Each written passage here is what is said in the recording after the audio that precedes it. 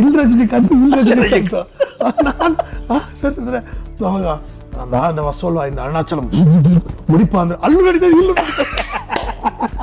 ನಾನಿಗೊಂದು ಎಲ್ಲೆಯಲ್ಲಿದೆ ನಿನಾಸೆಯಲ್ಲಿ ಕೊನೆಯಿದೆ ಏಕೆ ಕನಸು ಕಾಣುವೆ ನಿಧಾನಿಸು. ಟೀಮ್ ಅವರೆಲ್ಲ ಸೇರ್ಕೊಂಡು ಒಂದು ಟ್ರಿಪ್ಗೆ ಅಂತ ಹೊರಟಿದ್ವಿ. ಶೂಸ್ ಹಾಕೋತಾ ಇದ್ದೀನಿ, ಯಾರಪ್ಪ ಏನಪ್ಪ ಹೊರಟಿದೆ ಏನ ಅಲೆ ಕುಸಿದ್ಬಿಟ್ಟೆ ನಾನು. ಇದು ಕೂಡ ಒಂದು ಟ್ರಾಜಿಕ್ ಅಲ್ವಾ. ಹಿಂದಿನ ದಿನ ಜೊತೆಲಿದ್ದೀವಿ ಸರ್, ಗುರುಕಿರಣ್ ಬರ್ಡ್. ಹೌದೌದು ಗೊತ್ತು ನಾನು ಅದನ್ನೇ ಹೇಳ್ತೀನಲ್ಲ, ಕೆಲವು ಸತಿ ಅದು ಹೆಂಗೆ ಅದು ಸಿಚುವೇಶನ್ ಹೆಂಗೆ ಮ್ಯಾಚ್ ಆಗ್ಬಿಡುತ್ತೆ ಅಂದರೆ,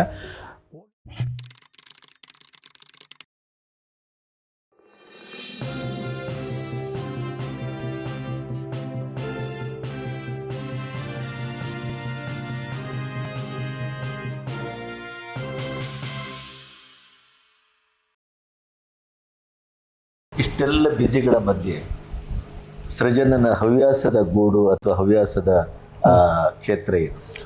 ಸರ್ ಮುಂಚೆ ತುಂಬ ಬರಿತಾ ಇದ್ದೆ ಸರ್. ನಾನು ಕನ್ನಡದಲ್ಲೂ ಬರೆದಿದ್ದೀನಿ, ಹಿಂದಿಯಲ್ಲೂ ಬರೆದಿದ್ದೀನಿ. ಈ ಸಿನಿಮಾದಲ್ಲಿ ಒಂದು ಸಾಂಗ್ ಕೂಡ ನಾನೇ ಬರೆದಿರೋ, ಡುಯೆಟ್ ಸಾಂಗ್. ಸೊ ತುಂಬ ಬರಿತಾ ಇದ್ದೆ ಮುಂಚೆ. ಈಗ ಹವ್ಯಾಸಗಳು ಸ್ವಲ್ಪ ಕಮ್ಮಿ ಆಗಿದೆ, ಯಾಕಂದರೆ ಜವಾಬ್ದಾರಿಗಳು ಜಾಸ್ತಿ ಆಗಿದೆ, ಕಾನ್ಸಂಟ್ರೇಷನ್ ಸ್ವಲ್ಪ ಕಮ್ಮಿ ಆಗಿದೆ. Even if I want to concentrate, ಅದೇನಾಗುತ್ತೆ ಅಂದರೆ ಎಲ್ಲೋ ಒಂದು ಕಡೆ ಡಿಸ್ಟ್ರಾಕ್ಷನ್ಗಳು ಆ ಥಾಟ್ ಪ್ರಾಸೆಸ್ಸಲ್ಲಿ. ಹವ್ಯಾಸಗಳು ಅಂತ ಏನಿಲ್ಲ ಸರ್. ನಾನು ಆ್ಯಕ್ಚುಲಿ ನಾನು ಒಳ್ಳೆ ಕ್ರಿಕೆಟರ್ ಆಗಿದ್ದೆ, ವಾಲಿಬಾಲ್ ಆಡಿದ್ದೀನಿ, ಬಾಸ್ಕೆಟ್ಬಾಲ್ ಆಡಿದ್ದೀನಿ, ಎಲ್ಲ ಕಂಪ್ಲೀಟಾಗಿ ಎಂಜಾಯ್ ಮಾಡಿದ್ದೀನಿ ಸರ್. ಅಂದರೆ ಹವ್ಯಾಸ ಅಂತ ಏನಿಲ್ಲ ಸರ್. ಅದೇ ನನ್ನ ಬರವಣಿಗೆ ನನಗೆ ತುಂಬ ಹವ್ಯಾಸ. ಹಾಡೋದು ಕೆಟ್ಟದಾಗ ಹಾಡ್ತೀನಿ, ಬಟ್ ಹಾಡ್ತೀನಿ. I enjoy. ನಾನು ಹೇಳೋದು ಅದೊಂದು ಯಾರು ಬೇಕಂದ್ರೂ ಜಡ್ಜ್ ಮಾಡ್ಬೋದು, ಯಾರು ಏನಾದರೂ ಅಂದ್ಕೊಳ್ಳಿ, ನಾನು ಹಾಡ್ತೀನಿ ಅನ್ನೋಷ್ಟು ಕಾನ್ಫಿಡೆಂಟ್ ಅಲ್ಲಾದರೂ ಹಾಡ್ತೀನಿ. ಹಳೆಯ ಹಾಡುಗಳು ಅಂದರೆ ತುಂಬ ಇಷ್ಟ ನನಗೆ, ಹಿಂದಿ ಮತ್ತು ಕನ್ನಡ. I enjoy everything. ನಂಗೊಂದು 500 ಹಾಡುಗಳಿಗಿಂತ ಹೆಚ್ಚು ಗೊತ್ತು. ಹಿಂದಿ ಮುಖೇಶ್ ಅಂದರೆ ನಂಗೆ ತುಂಬ ಇಷ್ಟ. ಆಮೇಲೆ ಕನ್ನಡದಲ್ಲಿ ಹಲವಾರು ಹಾಡುಗಳು ನನಗೆ ಬಹಳ ಫೇವ್ರೇಟ್. ನಿಮ್ಮ ಫೇವ್ರೇಟ್ ಹಾಡು ಯಾವುದು ಹಾಡುದಿದೆ? ಇದು ತುಂಬ ಇದೆ ಸರ್. ಬಾನಿಗೊಂದು ಎಲ್ಲೆ ಎಲ್ಲಿದೆ, ಬಾನಿಗೊಂದು ಎಲ್ಲೆ ಎಲ್ಲಿದೆ ನಿನಾಸೆಗೆಲ್ಲಿ ಕೊನೆಯಿದೆ ಏಕೆ ಕನಸು ಕಾಣುವೆ ನಿಧಾನಿಸು. ಈ ಥರದ್ದೆಲ್ಲ ತುಂಬ ಎಂಜಾಯ್ ಮಾಡ್ತೀನಿ. ಹಿಂದಿ ಹಾಡುಗಳು ತುಂಬ ಇಷ್ಟ. ಜೀನಾ ಯಹಾ ಮರ್ನಾ ಯಹಾ ಇಸ್ಕೆ ಸಿವಾ ಜಾನಾ ಕಹಾ ಜೀ ಚಾಹೆ ಜಬ್ ಹಮ್ಕೋ ಆವಾಜ್ ದೋ ಹಮ್ ಹೈ ವಹಿ ಹಮ್ ಥೇ ಜಹಾ. ತುಂಬ ಎಂಜಾಯ್ ಮಾಡ್ತೀನಿ ನಾನು. ಇಂಗ್ಲೀಷಲ್ಲಿ ಕವಿತೆಗಳು ಬರೆದಿದ್ದೀನಿ. ಆಮೇಲೆ ನನ್ನ ಕವಿತೆ ಸ್ಟೇಟ್ ಲೆವೆಲಲ್ಲಿ ನಂಬರ್ 1 ಪ್ರೈಸ್ ಗೆದ್ದಿತ್ತು ಇಂಟರ್ ಕಾಲೇಜ್ ಇದರಲ್ಲಿ. ಅದೊಂದು ಇದು ಏನಂದರೆ, ನಾನು ಒಂದಿನ ಸುಮ್ಮನೆ ಕ್ಲಾಸಲ್ಲಿ ಕೂತ್ಕೊಂಡು ಏನೋ ಬರೆದಿದ್ದೆ, ಬರೆದ್ಬಿಟ್ಟು ಅದನ್ನು ಬಿಸಾಕ್ಬಿಟ್ಟು ಸುಮ್ಮನೆ ಗೀಚ್ತಾ ಇದ್ದಿದ್ದು. ಸುಮ್ಮನೆ ಹಿಂಗೆ ಅಂದ್ಬಿಟ್ಟು ಹಿಂಗೆ ಹಾಕಿದ್ದೆ. ಒಂದಿನ ಬಂದರು, ನನ್ನ ಫ್ರೆಂಡ್ಸ್ ಎಲ್ಲ ಬಂದರು, ಮೇಲ್ಗಡೆ ರೂಮಿಗೆ ಬಂದರು, ಇದಕ್ಕೆ ಹೋಗ್ಬೇಕು, ಕಾಲೇಜ್ಗೆ ಹೋಗ್ಬೇಕು ಅಂತ. ಕಾಲೇ ಭಾಷೆ ಮಾರ ಹೋಗ, ನಾನು ಬಂಕ್ ಮಾಡಿದ್ದೀನಿ ಬರಲ್ಲ. ಇಲ್ಲ ಬಾಬಾ ಅಂತ ಕರ್ಕೊಂಡೋದ್ರೆ ಅವ್ರದ್ದೇನು ಅಂತ ತೆಗೆದು ನೋಡಿದ್ದಾರೆ. ಅದು ನಾನು ಬರೆದಂಥ ಕವಿತೆ. ಅದನ್ನು ಅವ್ರು ಕಾಂಪಿಟೇಷನ್ ಗೆದ್ದು ನಾನು ಗೆದ್ದಿದ್ದೆ. ಅವ್ರು ಕಳಿಸಿದ್ರು, ಇಲ್ಲ ನೋಟಿಸ್ ಬೋರ್ಡಲ್ಲಿ ಹಾಕಿದ್ದಾರೆ ಅಂದ್ಬಿಟ್ಟು ಕಂಗ್ರ್ಯಾಚುಲೇಟ್ ಟು ಸೃಜನ್ ಅಂತ ಹಾಕಿ. ಅವಾಗ ಸೃಜನ್ ಲೋಕೇಶ್ ಅಲ್ಲ, ಸೃಜನ್ ಅಷ್ಟೇ. So Srujan for winning the ಇದು ಅಂತ. ನಾನು ಅಷ್ಟೊಂದೆಲ್ಲ ಇತ್ತು ಅದರಲ್ಲಿ ಅಂತ. ಅದು ಇಂಡಿಪೆಂಡೆನ್ಸ್ ಡೇಗೆ ಬರೆದಿದ್ದು, 50ನೇ ವರ್ಷದ. ಇಂಗ್ಲೀಷಲ್ಲಿ ಬರೆದಿದೆ. The route to the destiny was not easy as they thought, so the plant of freedom struggle was planted in a pot. Water to the plant was the fight the Indians fought, by which the plant grew as tree as independence was bought. The freedom to us in the middle of the night was experienced by the whole country under the bright moonlight, the light which was not seen by them for many years, the light which was got by shedding their blood and tears. In this freedom's golden year, I dedicate my life to make India reach its glory which is very near. My heart and soul is filled with you. Oh India, I very proudly say that I love you. ಎಷ್ಟು ಚೆನ್ನಾಗಿದೆ. Inspiration ಬರವಣಿಗೆ ಇಲ್ಲ sir, ಗೊತ್ತಿಲ್ಲ. ಬರಿತಾ ಇದ್ದೆ ಹುಚ್ಚು ಚಂಗಿನ ಬರಿತಾ ಇದ್ದೆ. ಚಿಕ್ಕ ವಯಸ್ಸಲ್ಲೇ ಬರಿತಾ ಇದ್ದು. ದೀಪಾವಳಿ ಹಬ್ಬ ಬಂತು, ಮೈಗೆ ಹೊಸ ಬಟ್ಟೆ ತಂತು. ಚಿಕ್ಕ ವಯಸ್ಸಲ್ಲಿ, I am talking about probably 6th or 7th ಅಲ್ಲಿ ಇರಬೇಕಾದ್ರೆ. ದೀಪಾವಳಿ ಹಬ್ಬ ಬಂತು, ಮೈಗೆ ಹೊಸ ಬಟ್ಟೆ ತಂತು. ಪಟಾಕಿಯ ಶಬ್ದಕ್ಕೆ ಕಿವಿ ತೂತು ಬಿತ್ತು, ರಾತ್ರಿಯನ್ನು ಹಗಲಾಗಿ ಮಾಡಿತು. ಪಟಾಕಿ ಎಲ್ಲ ಮುಗಿದ ನಂತರ ಶಾಲೆಯ ನೆನಪು ಬಂದಿತು. ತುಂಬ ಬರೆದಿದ್ದೀನಿ. ಆ್ಯಂಡ್ ಶಾಯರಿಗಳು ಬರೆದಿದ್ದೀನಿ. ಅದು ನಾನು ಸುಮ್ಮನೆ ಎಲ್ಲೋ ಗೀಚಿಟ್ಟಿದ್ದೆ. ನನ್ನ ಹೆಂಡತಿ ನನ್ನ ಬರ್ಡೇಗೆ ಅಂದ್ಬಿಟ್ಟು ಅದನ್ನು ಒಂದು ಪುಸ್ತಕವಾಗಿ ಮಾಡಿ ವೆರಿ ಗುಡ್. ಅದನ್ನು ಕೊಟ್ಟಿದ್ದಾಳೆ. ನಾನು ಅದನ್ನೇ ಕೇಳುವ, ನೀವು ಬರೆದದ್ದು ಇಲ್ಲಿವರೆಗೆ ಎಲ್ಲವೂ ಪುಸ್ತಕ ಒಂದು ಸೇರಿಸಿ ಮಾಡಿಕೊಟ್ಟಿದ್ದಾಳೆ ನನ್ನ ಬರ್ಡೇಗೆ ಅಂತ ಮಾಡಿ ಅದನ್ನು ಕೊಟ್ಟಿದ್ದಾಳೆ. ನಾನು ಎಷ್ಟೋ ಮರ್ತೋಗ್ಬಿಟ್ಟಿದ್ದೆ ನಾನು ಹಿಂದಿ ಶಾಯರಿಗಳೆಲ್ಲ. ಸೊ ಅದನ್ನೆಲ್ಲ ಹಾಕಿ. ಸೊ ನೀವು ಈ ಎಲ್ಲ ಭಾಷೆಯಲ್ಲಿ ಪ್ರಾವೀಣ್ಯತೆ ಇದೆ ನಿಮಗೆ. ಬಟ್ ಕನ್ನಡದ ಚಿತ್ರರಂಗದ ಆಚೆಗೆ ಯಾಕೆ ಚಾಚಿಕೊಳ್ಳಿಲ್ಲ ನೀವು? ತಮಿಳ್ ಸೀರಿಯಲ್ ಮಾಡಿದೆ ಸರ್, 2 ಸೀರಿಯಲ್ ಮಾಡಿದೆ. ಬಟ್ ಸಿನಿಮಾ ಅದೇ ಸರ್, ಮೋಸ್ಟ್ಲಿ ನನ್ನ PR ಸರಿ ಇಲ್ಲ ಅನಿಸುತ್ತೆ. ನಾನು ಕರೆಕ್ಟಾಗಿ ಪ್ರೊಜೆಕ್ಟ್ ಮಾಡಿಕೊಂಡು ನಾನು ಇವತ್ತಿನವರೆಗೂ ಸರ್, ನನಗೆ ನೀವು ನಂಬ್ತಿರೋ ಬಿಡ್ತಿರೋ, ಇವಾಗ ನೀವು ಹೇಳ್ತಿರಲ್ಲ ಸುಬ್ಬಯ್ಯ ನಾಯ್ಡು ಫ್ಯಾಮ್ಲಿದು ಪ್ರೆಸೆಂಟ್ ದೆಮ್ ಸೆಲ್ಫ್, ನನಗೆ ಬರಲ್ಲ ಅದು. ನಾನೊಂದು ಫೋಟೋ ಶೂಟ್ ಮಾಡಿಸಿಲ್ಲ ಸರ್. ತುಂಬ ರೇರು, ಯಾವುದೋ ಶೋಗಿಗೆ ಮಾಡಿರೋದು. ನನಗೆ ಎಲ್ಲ ಫ್ರೆಂಡ್ಸು ಫೋನ್ ಮಾಡಿ, ಜರ್ನಲಿಸ್ಟ್ ಫ್ರೆಂಡ್ಸ್ ಇದ್ದಾರಲ್ಲ, ಏನಯ್ಯ ನಿಂದೊಂದು ಫೋಟೋ ಸಿಗಲ್ಲ, ಎಷ್ಟಿದೆ ಫೇಸ್ಬುಕ್ಕಲ್ಲಿ, ಇದು ಇನ್ಸ್ಟಾಗ್ರಾಮ್, ಎಲ್ಲದರಲ್ಲೂ ಮೈಕ್ ಹಾಕೊಂಡಿದೆಯಲ್ಲ, ಎಲ್ಲದರಲ್ಲೂ ಮೈಕ್ ಇರುತ್ತೆ. ನಾನು ಹೌದಲ್ವಾ, ಮಾಡಿಸಿಲ್ಲ ಅಲ್ವಾ? I don't know sir. ಈ ಸಿನಿಮಾಕ್ಕಾದ್ರೂ ಮಾಡಿಸಿದ್ರೆ? ಸಿನಿಮಾಗೆ ಮಾಡಿಸಿದ್ದೀನಿ. ಸಿನಿಮಾದಲ್ಲಿರೋದು ಅದು ಇದೆಲ್ಲ ಸಪ್ರೇಟಾಗಿ ಪ್ರತ್ಯೇಕವಾಗಿ ಏನು ಮಾಡಿಲ್ಲ. ಇವಾಗ ನನಗೆ ಗೊತ್ತಾಗ್ತಾ ಇದೆ ಹಿಂಗೆ ಮಾಡಬೇಕು, ಓಕೆ, ನನ್ನ ಬಗ್ಗೆ ಬೇರೆಯವ್ರು ಹೋಗಿ ಹೇಳಬೇಕು, ವಾಟ್ ಈಸ್ ಇಂಟ್ರೆಸ್ಟ್ ಅಂತ. ಇವಾಗ ನೀವೊಬ್ಬರು ಪ್ರೊಡ್ಯೂಸರು, ಇವಾಗ ನಾನು ನೆಗೆಟಿವ್ ಕ್ಯಾರೆಕ್ಟರ್ ಮಾಡಬೇಕು ಅಂತ ಆಸೆ ಸರ್. ನಾನೊಂದು ವಿಲ್ಲನ್, ಮೇನ್ ಸ್ಟ್ರೀಮ್ ವಿಲ್ಲನ್ ಆಗಿ ಮಾಡಬೇಕು, ವರ್ಸಿಟಾಲಿಟಿ ಇರುತ್ತೆ ಅನ್ನೋದು ನನ್ನ ಒಂದು ಥಾಟ್ ಪ್ರೋಸೆಸ್ಸು. ಬಟ್ ಅದು ನನ್ನ ತಲೆಯಲ್ಲಿರೋದು ಬೇರೆಯವ್ರಿಗೆ ಹೆಂಗೆ ಗೊತ್ತಾಗುತ್ತೆ? ಇಲ್ಲಿವರೆಗೆ ಅವಕಾಶ ಸಿಗಲಿಲ್ಲ. ಇಲ್ಲ, ಸಿಕ್ಕಿಲ್ಲ. ಸೊ ದಿಸ್ ಯಾಕೆ ಅದು ನಿಮಗೆ ನನಗೆ ಗೊತ್ತಿಲ್ಲ. ನನಗೆ ಬಂದ ಕೆಲಸದಲ್ಲೇ ಇಷ್ಟೇ ಜೀವನ ಅಂತ ಅನ್ಕೊಂಡ್ಬಿಟ್ಟಿದ್ದೀನಿ ನಾನು. ಕೆಲಸ ಅಂದರೆ ಇಷ್ಟು, ಬೆಳಗ್ಗೆ ಎದ್ದೇಳು ಶೂಟಿಂಗ್ ಹೋಗು. ಒಂದು ವಿಲನ್ ಪಾತ್ರದ ಬಗ್ಗೆ ಯಾಕೆ ಅಷ್ಟು ಆಸೆ? ನನಗೇನೋ ಅದು I think it is different ಶೇಡ್ಸಲ್ಲಿ ಮಾಡ್ಬೋದು ಸರ್. ಒಂದೇ ಪಾತ್ರನ ಡಿಫ್ರೆಂಟ್ ಶೇಡ್ಸಲ್ಲಿ ಮಾಡ್ಬೋದು. ಆಮೇಲೆ ವಾಯ್ಸ್ ಮಾಡ್ಯುಲೇಷನ್ಸ್ಗಳು, ಆಮೇಲೆ ಫೇಶಿಯಲ್ ಎಕ್ಸ್ಪ್ರೆಷನ್ಸ್ಗಳು, body language, mannerism and the way you going to present your self, ಅದು ಕಂಡು ಹಿಂಗೆ ಕೂತ್ಕೊಂಡ್ರೆ ನೀವು ವಿಲ್ಲನ್ ಅಲ್ಲ, ಸಟ್ಲಾಗಿ ಮಾಡಿದ್ರು ವಿಲ್ಲನ್ನೇ. ಹುಬ್ಬೆಗ್ ಸಿಗರೆ ಅದೆಲ್ಲ ಬೇರೆ ಶೇಡಲ್ಲೂ ಮಾಡ್ಬೋದು ಅಂತ ನಾನು. ವೈ ಡೋಂಟ್ ವಿ ಟ್ರೈ ಅಂತ. ಇವಾಗ ಫಾರ್ ಎಕ್ಸಾಂಪಲ್ ಸರ್, ನಮ್ಮವ್ರದ್ದು ನಾನು ಕಂಪೇರ್ ಮಾಡ್ತಾ ಇದ್ದೀನಿ ಅಂತಲ್ಲ. There was a film called as face off ಅಂತ. ಹೌದು, ನೋಡಿದೆ. John Travolta, Nicolas Cage sir. ಅದರಲ್ಲಿ ಏನು ಪರ್ಫಾರ್ಮ್ ಮಾಡಿದ್ದಾರೆ ಸರ್. ಆ ಕ್ಯಾರೆಕ್ಟರ್ ಇವನಾಗೋದು, ಇವನ್ ಕ್ಯಾರೆಕ್ಟರ್ ಅವನಾಗೋದು, ಅಯ್ಯಯ್ಯಪ್ಪ, ನನಗೆ ಎಷ್ಟು ವೇರಿಯೇಷನ್ ಮಾಡ್ಬೋದು, ಹೆಂಗೆ ಮಾಡ್ಬೋದು ಅಂತ. ಆಮೇಲೆ ಲಾರ್ಜರ್ ದೆನ್ ಲೈಫ್ ಅಂತ ನನಗನ್ಸಿದ್ದು ಅಂದರೆ ಬಬ್ರುವಾನ ಸರ್. ಬಬ್ರುವಾನದಲ್ಲಿ ಅಣ್ಣವರೇ ನಿಂತ್ಕೊಂಡು ತಂದೆ ಕ್ಯಾರೆಕ್ಟರ್ ಮಾಡಿ ಮತ್ತೆ ಅಲ್ಲಿ ಮಗನ ಕ್ಯಾರೆಕ್ಟರ್ ಕನ್ವಿನ್ಸ್ ಮಾಡ್ತಾರೆ ಅಂದರೆ ಕ್ಯಾನ್ ಯು ಬೀಟ್ ದಟ್? ಹೇಳಿ, ಕ್ಯಾನ್ ಯು ಬೀಟ್ ದಟ್? ನನಗೆ ಅಣ್ಣವ್ರ ಮನೆಗೆ ಹೋಗಿದ್ದೆ ಸರ್ ಒಂದ್ಸಲಿ. ಅವ್ರ ಮನೇಲಿ ದೊಡ್ಡ LCD, ಅವಾಗಿನ ಕಾಲದಲ್ಲಿ ದೊಡ್ಡ LCDನೋ whatever, it was a big TV. ನಾನು ಲೈಫಲ್ಲಿ ಅಲ್ಲಿವರೆಗೂ ನೋಡಿದಂಥ ದೊಡ್ಡ ಟಿವಿ. ಕೂತಿರ್ಬೇಕಾದ್ರೆ ಯಾವ ಪಿಕ್ಚರ್ ನೋಡ್ತಿರ್ಬೋದು ಹೇಳಿ ಅಣ್ಣವರು? ಇಲ್ಲ, ಮಾಸ್ಕ್, ಜಿಮ್ ಕ್ಯಾರಿದು. ಕೂತ್ಕೊಂಡು ಮಜಾ ಮಾಡ್ತಾರೆ, ಎಂಜಾಯ್ ಮಾಡ್ತಾ ಇದ್ದಾರೆ. ಬನ್ನಿ ಲೋಕೇಶ್, ಬನ್ನಿ ಕೂತ್ಕೊಳ್ಳಿ, ಚಿಕ್ಕ ಯಜಮಾನ್ರೆ ಬನ್ನಿ ಕೂತ್ಕೊಳ್ಳಿ, ನನ್ನ ಚಿಕ್ಕ ಯಜಮಾನ್ರು ಅಂತ ಕರೆಯೋರು. ಬನ್ನಿ ಅಂತ ಕೂತ್ಕೊಂಡು ಮಾತಾಡ. ಎಂಥ ಅದ್ಭುತ ಕಲಾವಿದಾರೆ ಈ ಮನುಷ್ಯ, ಎಷ್ಟು ಚೆನ್ನಾಗಿ ನೋಡ್ರಿ, ಆ ಮುಖಭಾವಗಳು ನೋಡ್ರಿ ಹೆಂಗೆ ಮಾಡ್ತಾನೆ. ಟ್ರೈ ಮಾಡೋದಕ್ಕೂ ನಾನು ಟ್ರೈ ಮಾಡ್ತಾ ಇದ್ದೀನಿ, ಆಗ್ತಾ ಇಲ್ಲ ನನ್ನ ಕೈಲಿ. ಅಷ್ಟು ಚೆನ್ನಾಗಿ ಮಾಡ್ತಾನೆ, ಅಷ್ಟು ಎಂಜಾಯ್ ಮಾಡಿದ್ರು ಅವರು. ಅಣ್ಣವರು ಒಂದು ಇಂಗ್ಲೀಷ್ ಪಿಕ್ಚರ್ ನೋಡಿಕೊಂಡು ಆ ಒಂದು ಟ್ಯಾಲೆಂಟ್ನ ರೆಕಗ್ನೈಸ್ ಮಾಡ್ತಾರೆ ಅಂದರೆ, ದಟ್ ಟು ಈ being such a legendary actor. And ಅವರ ಆ್ಯಕ್ಟಿಂಗ್ ಪ್ರತಿಭೆಗೆ ಎಲ್ಲನೇ ಇಲ್ಲ ಅದು. ದಟ್ ಈಸ್ ಡಿಫ್ರೆಂಟ್ ಅವರು. ನಾನು 2 ಎಕ್ಸ್ಪೀರಿಯನ್ಸ್ ಸರ್. ಒಂದ್ಸಲಿ ಇಲ್ಲಿ ಕೂತ್ಕೊಂಡು TV ನೋಡ್ತಾ ಇರ್ಬೇಕಾದ್ರೆ, ರವೀಂದ್ರನಾಥ್ ಗೊತ್ತಲ್ಲ ನಿಮಗೆ, ನಮ್ಮ ವೀರಪ್ಪನ್ ಡೈರೆಕ್ಟರ್ ತಿಳ್ಕೊಂಬಿಟ್ರು. ಅವರು ಕ್ಲಾಸ್ಮೇಟ್ಸು. ಲ್ಯಾಂಡ್ಲೈನ್ ಇತ್ತು, ಫೋನ್ ಮಾಡಿದ್ರು. ಏನೋ ಶಿವಾಜಿ ಎಲ್ಲಿದ್ಯಾ? ಬೆಂಗಳೂರಿಗೆ ಬಂದಿದ್ದಾನ? ಸರಿ ಆಯ್ತು ಬರ್ತೀನಿ ಬಿಡು ಅಂದ್ಬಿಟ್ಟಿಟ್ರು. ಎಲ್ಲಿಗೆ ಹೋಗ್ತಾ ಇರೋ ಮಾಮ್? ಶಿವಾಜಿ ಬಂದಿದ್ದೀನಿ. ಯಾರು ಶಿವಾಜಿ? ರಜನಿಕಾಂತ್ ಹತ್ರ ಹಿಂಗೆ ಮಾತಾಡ್ತಾ ಇದ್ದೀರಾ, ಅಷ್ಟು ಕ್ಲೋಸ್ ಫ್ರೆಂಡಾ ನಿಮಗೆ? ಈಗ ಯಾಕೋ ಗೊತ್ತಿಲ್ವೇನೋ, ಅವೆಲ್ಲ ಒಂದೇ ಕ್ಲಾಸ್, ಒಂದೇ ರೂಮ್ಮೇಟ್ಸು, ಅದು ಇದೊಂದು.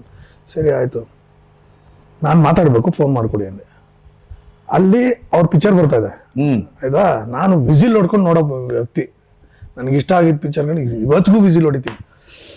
ಸರಿ ಫೋನ್ ಮಾಡ್ಬಿಟ್ಟೆ, 1 ನಿಮಿಷ ಲೋಕಮುಗ ಮಾತಾಡ್ತಾನಂತೆ ಅಂತ ಕೊಟ್ಟರು. ನಾನು ಸರ್ ನಮಸ್ಕಾರ, ಹೇಗಿದ್ಯಪ್ಪ, ಚೆನ್ನಾಗಿದ್ದೀನಿ. ಏನು ಮಾಡ್ತಾ ಇದೆಯಾ ಸರ್? ನಿಮ್ಮದೇ ಪಿಕ್ಚರ್ ನೋಡ್ತಾ ಇದ್ದೀನಿ. ಯಾವುದು ಸರ್? ಅರುಣಾಚಲಂ. ಹೌದಾ, ನಂಗೆ ತುಂಬ ಇಷ್ಟವಾದ ಸಿನಿಮಾ. ಯಾವ ಸಿನಿಮಾ ಬರ್ತಾ ಇದೆ ಸರ್? ಅದೇ ರುದ್ರಾಕ್ಷಿ. ಅದಾ, ಏನು ಮಜಾ ಇದೆ ಅಲ್ಲ, ಅದು ತುಂಬ ಖುಷಿ ಕೊಡುತ್ತೆ ಅಂತ ಹೇಳುವ ನನಗೆ. ಇಲ್ಲ ರಜನಿಕಾಂತ್ ನಾನು ಸರ್ ಅಂದರೆ ಅವಾಗ ಹೊಸೋಲ್ವ ಇಂದ ಅರುಣಾಚಲಂ ಮುಡಿಪ ಅಂದ್ರೆ ಅಲ್ಲೂ ನಡೀತದೆ, ಇಲ್ಲೂ ನಡೀತದೆ. ನಾ ಎಂಥ ಫ್ಯಾನ್ ಮೂಮೆಂಟ್ ಅಂದರೆ ಅದು. ಸರ್ ದಯವಿಟ್ಟು ಒಂದ್ಸಲಿ ಮನೆಗೆ ಬನ್ನಿ ಸರ್ ಅಂದರೆ ಬರ್ತೀನಪ್ಪ, ಸರಿ ಒಳ್ಳೇದಾಗಲಿ ಅಂದ್ಬಿಟ್ಟು ವಿಶ್ ಮಾಡ್ಬಿಟ್ಟಿಟ್ರು. ಒಂದು ಇದೊಂದು. ಇನ್ನೊಂದ್ಸಲಿ ಇದು ಬಬ್ರುವಾನ ನೋಡ್ತಾ ಇದ್ದೀನಿ. ಬಬ್ರುವಾನ ನನಗೆ ತುಂಬ ಇಷ್ಟವಾದಂಥ ಸಿನಿಮಾ. ನೋಡ್ತಾ ಇರ್ಬೇಕಾದ್ರೆ ನನಗೆ ನೋಡ್ಬಿಟ್ಟು ಒಂದು ಲೆವೆಲಲ್ಲಿ ಕಣ್ಣಲ್ಲಿ ನೀರು ಬಂದ್ಬಿಡುತ್ತೆ ನನಗೆ. ಯಾರು ತಿಳಿಯರು ನಿನ್ನ ಭುಜಬಲದ ಪರಾಕ್ರಮ ಅದರಲ್ಲಿ ಮಾಡ್ತಾ ಇರ್ಬೇಕು. ನಾನು ಅಮ್ಮನಿಗೆ ಅಮ್ಮ ಒಂದ್ಸಲಿ ಅಣ್ಣನ ಹತ್ರ ಮಾತಾಡ್ಸಮ್ಮ ಪ್ಲೀಸ್, ಫೋನ್ ಮಾಡು ಅಂತ ಗಲಾಟೆ ಮಾಡಿದೆ. ಸರಿ ಆಯಿತು ಅಂದ್ಬಿಟ್ಟು ಅಮ್ಮ ಫೋನ್ ಮಾಡಿದ್ರು, ಪಾರ್ವತಮ್ಮನ ಫೋನ್ ಮಾಡ್ಬಿಟ್ಟು ಈ ಥರ ಸುಜಾ ಮಾತಾಡಬೇಕು ಅಂತಂದ್ರೆ ಅಣ್ಣನ ಹತ್ರ ಕೊಡಿ ಮಾತಾಡಿದೆ. ನಮಸ್ಕಾರ ಚಿಕ್ಕ ಯಜಮಾನ್ರೇ. ಅಣ್ಣ ಹೇಗಿದ್ರಿ ಅಣ್ಣ? ತುಂಬ ಚೆನ್ನಾಗಿದ್ದೀನಿ ಅಣ್ಣ. ಮನೆ ಕಟ್ಟಿಸ್ದಾಗ ಬಂದಿದ್ದು ನೀವು ಬಂದೇ ಇಲ್ಲ ಅಣ್ಣ, ದಯವಿಟ್ಟು ಒಂದ್ಸಲಿ ಬನ್ನಿ. ಈಗ ಸ್ವಲ್ಪ ಕಷ್ಟ ನನಗೆ ಓಡಾಡೋದಕ್ಕೆ, ನೀವೇ ಬನ್ನಿ, ನನಗೂ ನಿಮ್ಮನ್ನು ನೋಡಬೇಕು ಅನ್ನಿಸ್ತಾ ಇದೆ ಅಂದರು.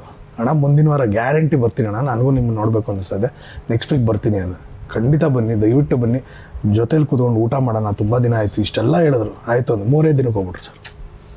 ನನ್ನ ಲೈಫಲ್ಲಿ ರಿಗ್ರೆಟ್ ಅಂದರೆ ಅದಕ್ಕೆ ನಾನು ಹೇಳೋದು, ಯಾವುದೂ ನಾಳೆಗೆ ಇಡಬಾರ್ದು ಸರ್. ಅಣ್ಣ ನಾಳೆ ಬರ್ತೀನಿ ಅಂದ್ಬಿಟ್ರೆ ಆಗಿ ಹೋಗಿರೋದಲ್ಲ. ಮತ್ತೇನು ನನ್ನ ಬುದ್ಧಿಗೆ ದನಕ ಗುದ್ದಿತ್ತ ನನಗೆ. ಮುಂದಿನ ವಾರ ಬರ್ತೀನಿ ಅಂದರೆ ನಾಳೆ ಬರ್ತೀನಿ ಅಂದರೆ ಏನು ಮಾಡ್ತಿದ್ದೆ ನಾನು? ನನ್ನ ದೇಶ ಕಾಯ್ತಾ ಇದ್ದೆ ಅವಾಗ, ಮನೇಲಿ ಕೂತ್ಕೊಂಡಿದ್ದೆ. ಮುಂದಿನ ವಾರ ಬರ್ತೀನಿ ಅಂದ್ರೆ 3 ದಿನಕ್ಕೆ ಹೋಗ್ಬಿಟ್ರು. ನನಗೆ ಇವತ್ತಿಗೂ ರಿಗ್ರೆಟ್ ಇದೆ ಅದು ತಳ್ಳಾಕಿದ್ದು. ನಮ್ಮ ಮನೆಗೆ ಬಂದಿದ್ದೊಂದು ಎಕ್ಸ್ಪೀರಿಯನ್ಸ್ ಮಜಾ ಇದೆ ಸರ್. ಮನೆ ಕಟ್ಟಿದ್ದು ಹೊಸದು, ಏನೂ ಇಲ್ಲ ಅಂದರೆ ಲಾನ್ ಗೀನೆಲ್ಲ ಏನೂ ಇಲ್ಲ, ಏರಿಯಾನೇ ಫುಲ್ ಖಾಲಿ. ಅವ್ರದ್ದು ವೈಟ್ ಕಲರ್ ಬೆಂಜ್ ಇತ್ತು, ತೊಗೊಂಬಂದು ನಿಲ್ಸಿದ್ರು. ಬಂದರು, ಈ ಹೊಸಲಿಗೆ ನಮಸ್ಕಾರ ಮಾಡಿಕೊಂಡು ಅನ್ನ ಕೊಟ್ಟರು. ದಣಿಗಳ ಮನೆ ಇದು ಅಂದ್ಬಿಟ್ಟು ಅಷ್ಟು ರೆಸ್ಪೆಕ್ಟ್ ಮಾಡಿ ಬಂದರು. ಆ ಫೋಟೋ ಮುಂದೆ ನಿಂತ್ಕೊಂಡ್ರು. He was lost in that photo.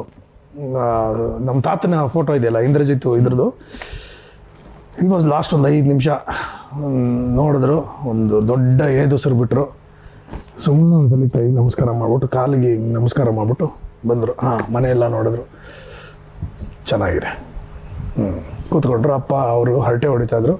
ಮೃಷ್ಟಾನ್ನ ಭೋಜನ ರೆಡಿ ಆಯಿತು. ಅವ್ರಿಗೆ ಇಷ್ಟವಾದಂತಹ ಎಲ್ಲ ಕೋಳಿ, ಕುರಿ ಎಲ್ಲ, ಮೀನು, ಪ್ರಾನ್ಸ್ ಎಲ್ಲ ತುಂಬ ಪ್ರೀತಿಯಿಂದ ಸೌದರು.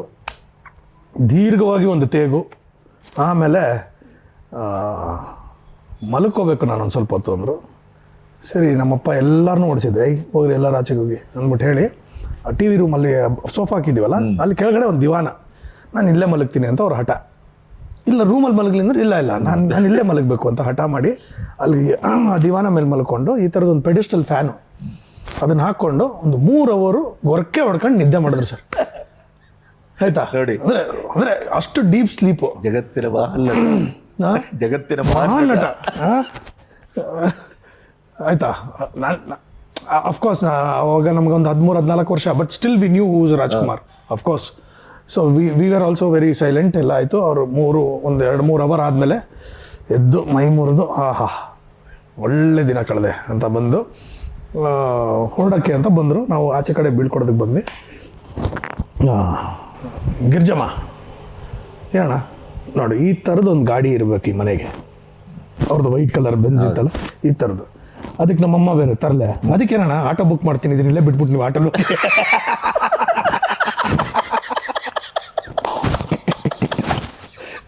ಗಿರ್ಜಮ್ಮ ಮಾತ್ರ ಹೇಳಿ ಸಾಧ್ಯ ಇದೆ. ಆಟೋಲ್ಲಿ ಹೋಗ್ಬಿಡಿ ಅಣ್ಣ ಈ ಕಾರಲ್ಲಿ. ಇದು ನೋಡು ಅವ್ರದ್ದು ಒಂದು ಗಂಭೀರವಾದ ನಗು ಗೊತ್ತಲ್ಲ, ನಕ್ಕರು. ಆಮೇಲೆ ಸರಿ ಆಯ್ತು ಅಂತ ಹೊರಟ್ರು. ಅದಾದ್ಮೇಲೆ ನಾನು ಅವ್ರಿಗೆ ಹೇಳಿದ್ದು, ಸರ್ ಏನು ಸರ್ ಅಣ್ಣ ನೀವು ಬಂದಿಲ್ವಲ್ಲ ಅಂತ ಅಷ್ಟು ವರ್ಷದ ಮೇಲೆ ಹೇಳಿದ್ದು. ಪಾಪ ಹೆಂಗಾಗೋಯ್ತು, ನಾನು ಲೈಫಲ್ಲಿ ಮರೆಯೋಕ್ಕಾಗಲ್ಲ. ಅದನ್ನೇ ಸರ್ ಹೇಳೋದು. ಯಾವತ್ತೂ ನಾವು ಇವಾಗ ಒಂದು 20 ವರ್ಷಕ್ಕೆ ನಾವು ಹಂಗಿರ್ಬೇಕು ಅದು ಇದು ಅಂತೆಲ್ಲ ಮಾಡ್ತೀವಿ. ಯಾವ್ದು ಸರ್ ಗ್ಯಾರಂಟಿ ಇದೆ? ಏನೂ ಗ್ಯಾರಂಟಿ ಇಲ್ಲ. ಚಿರು ಆದಂಥ ಒಂದು ಘಟನೆ ಚಿರಂಜೀವಿ ಸರ್ಜಾದು ನನಗೆ ಒಂದು ರೀತಿಯಲ್ಲಿ ಅವಾಗ already we are all depressed because of Covid.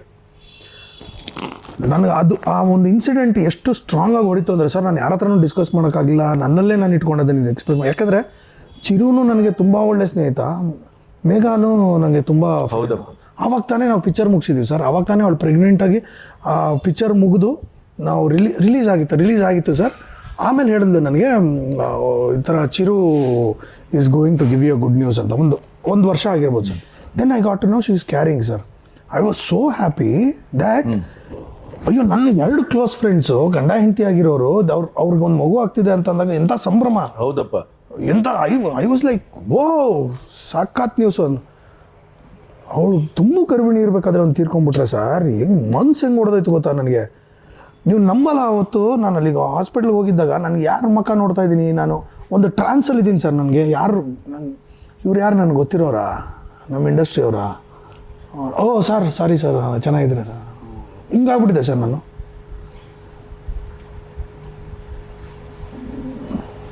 ಅಯ್ಯಯ್ಯಪ್ಪ, worst situations ಅದೆಲ್ಲ.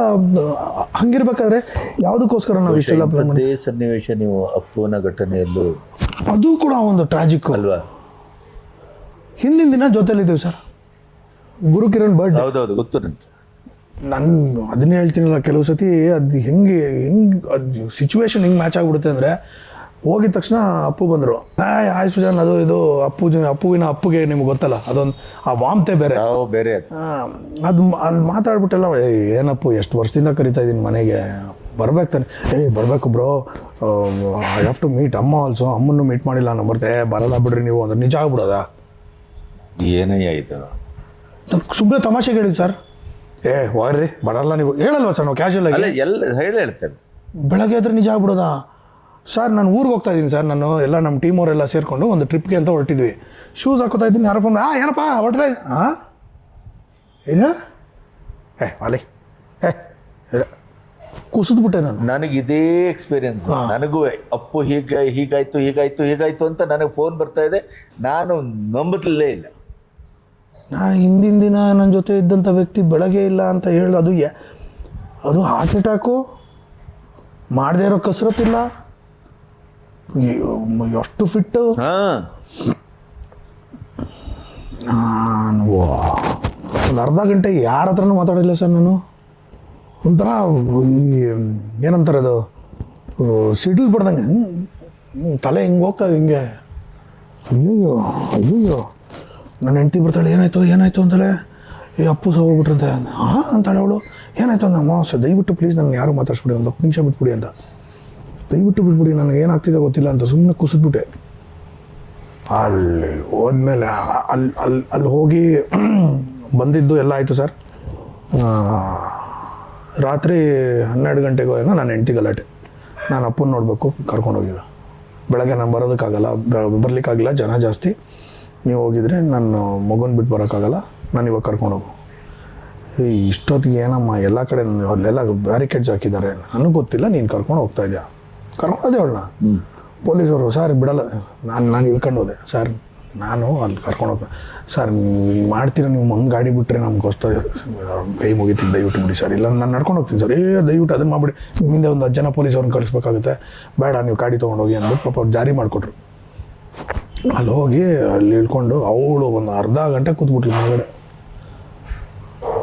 ಮಂಡಿ ಹುರ್ಕೊಂಡು ಗಳ ಅಳ್ತಾಳೆ. ನನಗೆ ಹಿಂಸೆ. ಈ ಕಡೆ ಅಪ್ಪನ ನೋಡಿದ್ರೆ ನನಗೆ ನೋವು, ಆ ಕಡೆ ಅವ್ರ ಫ್ಯಾಮಿಲಿ ನೋಡಿದ್ರೆ ನೋವು, ಅಶ್ವಿನಿ ಅವ್ರು ನೋಡಿದ್ರೆ ಹೊಟ್ಟೆ ಚುಳ್ಳನ್ನುತ್ತೆ. ವೆರಿ ಬ್ಯಾಡ್ ಸರ್, ಅದು ವೆರಿ ಬ್ಯಾಡ್. ಅದಕ್ಕೆ ನಾನು ಸರ್ ಇಷ್ಟೇ ನಮ್ಮ ಜೀವನ ಅಂತ ಗೊತ್ತಿರ್ಬೇಕು. Of course you know life better than me. ನಾನು ಅನಲೈಸ್ ಮಾಡಿರೋ ಇನ್ನೇನಕ್ಕೆ ಸರ್ ದ್ವೇಷ ಇರಬೇಕು? ಅದೇ ಹೇಳೋದು ನಾನು. ಅದೇ ಏನು ಹೊತ್ಕೊಂಡು ಹೋಗ್ತಿದ್ದೆ? ಅದೇ ಇವಾಗ ನಿಮ್ಮ ಒಂದು ಒಡನಾಟ ಒಂದು 35-40 ವರ್ಷದ್ದು, ಹೌದು ಅಲ್ವಾ? ನಾನು ಹೇಳೋದು ಅಷ್ಟು ಶಾಶ್ವತವಾಗಿ ಉಳ್ಕೊಂಡಿರೋದು ಬರೀ ನಿಮ್ಮ ಒಂದು ಮೆಮೊರೀಸ್ ಅಷ್ಟೇ. ಈ ಕ್ಷಣ ನಮ್ಮದು ಸರ್, ಅಲ್ವಾ?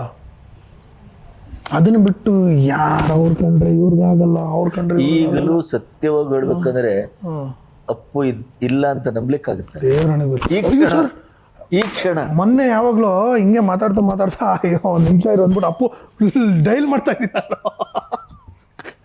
ಹಿಂಗೆ ವಿಷಯ ಒಂದು ಮಾತಾಡ್ತಿರ್ಬೇಕಾದ್ರೆ ಒಂದು ನಿಮಿಷ ಇರೋ ಅಂದ್ಬಿಟ್ಟು ಯಾರು ಮಾಡ್ತಾರೆ ಅಪ್ಪುಗೆ, ಅಯ್ಯೋ ಸಾಧ್ಯನೇ ಇಲ್ಲ ನಂಬಕ್ಕೆ.